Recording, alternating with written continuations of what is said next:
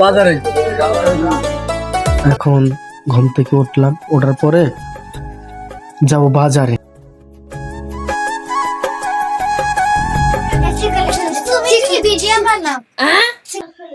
আমাদের বাড়ির থেকে আরমবাড়িয়া বাজার যাইতে রাস্তা অব্দি পৌঁছাইতে লাগে মাত্র 3 মিনিট।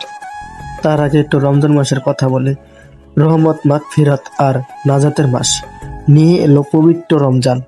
আল্লাহ আমাদেরকে সবাইকে এই মাসে শুদ্ধ হওয়ার তৌফিক দান করুক। আমাদের আরমবাড়িয়া বাজার সবকিছু পাওয়া যায় কম বেশি। গুড়ি গুড়ি পায়ে চলে আসলাম প্রায় রাস্তার ধারে।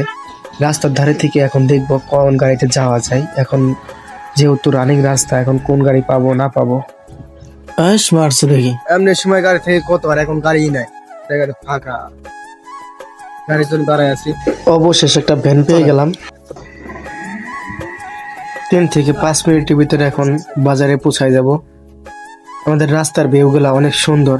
আরমবাড়িয়া যাওয়ার সময় সেই কাঙ্ক্ষিত আমাদের তেল পাম্প, আরমবাড়িয়া তেল পাম্প, আর তার পাশে আছে সোনালী ব্যাংক এবং এশিয়া ব্যাংক, পার্শ্ববর্তী একই সাথে।